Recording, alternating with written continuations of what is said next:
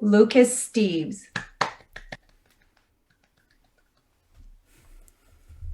Does anybody here have pets? Yeah, you'll know what I mean when I say, like, I grew up in a house with four pets, and I got really used to the noise at night. You know, the scratching and the banging and the clattering and the rustling and the scratching on the door and the sandpaper tongue waking me up first thing in the morning. But it got a lot worse. Uh, it got a lot scarier when I moved out later on and I didn't have pets anymore. It was a lot more frightening to hear those noises at night. Anyway, it doesn't matter. See, I had a unique combination of pets. I had two dogs and two cats. Everybody says dogs and cats don't get along. I disagree. But the uniqueness of the combination was not the dogs and the cats. It was the fact that my two cats were feral barn cat rescues. And I had a dog door, a pet door, one of those flaps so they could come and go as they pleased. Now, feral barn cats are not exactly clean, gentle, nice animals. They're bloodthirsty hunters. I mean, these are nature's perfect killing machines, and I had two of them with free access to outside. One time I came home from school. I was often the first one home. My parents were at work, and I got home, and there was this awful racket going on in the basement. I thought, what's going on? Now, as I mentioned, I had gotten used to the noise of having pets, so I assumed it was something pet related. And I went downstairs and I found my one cat. His name was George. Really cool cat. He was like more of a roommate than a pet, you know? He would go about his day-to-day activities. He would take a crap on the floor occasionally, and if he was really mad, he would eat some of your food. But generally, he looked after himself. And I get down there and I find my cat George sitting there. Now, at this time, he was adolescent. He was an adolescent cat. And if you know anything about human males, you'll know that adolescents are often a little bit overconfident, let's just say. And George was no different. As an adolescent cat, George was a little bit overconfident. And this particular day, he had gone after a magpie. Now, if you don't have magpies where you're from, you may be familiar with crows or ravens. They're very large, corvid birds. They're hunting birds. They're huge. And this magpie was about half the size of George, my cat, and he didn't quite have the body mass to kill it. So I get into the basement, and there's George, my cat, sitting there looking into the corner, and I look into the corner, and there's a magpie that's not dead. I spent the next hour chasing this magpie back and forth, up and down, across the basement, around. I had a laundry basket and a towel and leather glove. I didn't know what to do. I'm not an expert in catching freaking magpies in my basement.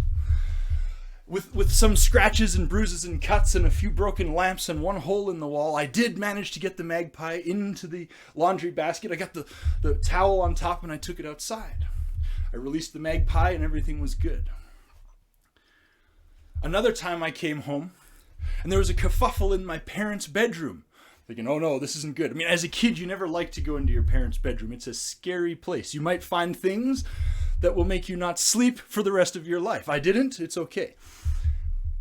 I go into my parents' bedroom and there's a disturbance going on under the bed this time. So I get down and I crawl in and I look.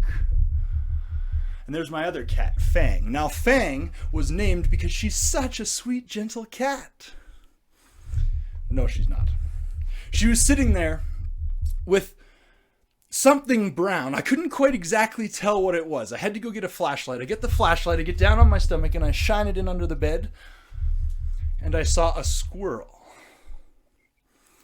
No big deal, I thought. I've dealt with squirrels before. I've been in landscaping at this point for like 8 years. I've chased a squirrel or two in my time. This is way easier than a magpie. The squirrels don't fly, right? So I get a broom and I get a laundry basket. See, I had chased enough animals out of my house by this point that I knew the first thing you do is you find a laundry basket. You have to have a laundry basket, and then you need a towel, and then you need a broom. So I had all my supplies. I'm chasing this squirrel around, and I got it out from under the bed, and it ran up the curtain. Great. Curtain, window right behind the curtain. Didn't want to break the window. Squirrel on top of the curtain rod. I had my laundry basket, my towel, my broom. I wasn't exactly sure what I was going to do. Then something interesting happened. You see, my friends, until this point in my life, I did not believe that Calgary had flying squirrels. But it was at that moment when the squirrel leapt off the curtain rod and flew across the room, I realized Calgary does in fact have flying squirrels. The game had changed. You see, like I said, I had chased a squirrel or two in my life, but I had never chased a flying squirrel. It was crazy. I'm running around. I got the broom, I got the towel. Now I'm trying to coax the squirrel up into the air so he'll glide, because flying squirrels don't really fly, they glide, right? But I thought if he's in the air, I can throw the towel over him and knock him to the ground, and I can get the laundry basket on him, and I got him! It's perfect. Another time, the two cats ganged up, and they broke open the gate so that the dogs could get out.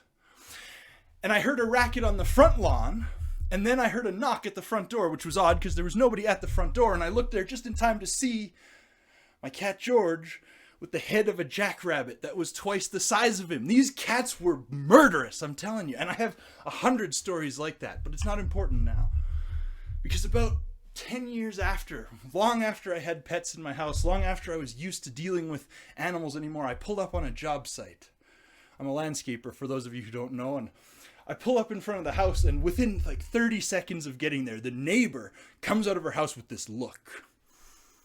Now, I've pissed off a neighbor or two in my time. I thought, really, I've been here less than half a minute and she's already mad at me? But then she came over and she said something terrifying. She said, "You've got to help me! There's a squirrel loose in my house!" And at that moment, I thought to myself, this is what I've been training for, my friends. I turned to her, I said, "You have no idea how uniquely qualified I am to handle exactly this kind of situation." I grabbed my assistant, we grabbed our leather gloves. We didn't have a laundry basket and a towel, but that's okay. He brought a broom out of the truck. It was really dirty. We made a mess of her house, and we chased this squirrel back and forth, up and down, front, back, bedroom, kitchen, laundry room, kitchen, basement, up the stairs, out the back window, and we got him out! It was amazing. My friends, the point of all this is that there's going to be times in life where life's going to throw you stuff you don't want to deal with. I didn't want to deal with those animals in my house. I didn't want to deal with it. But when you deal with those situations, you learn new skills. And when you learn new skills, you're ready. Because life is going to send you chaos. And the more new skills you have, the better you can handle that chaos. Thank you.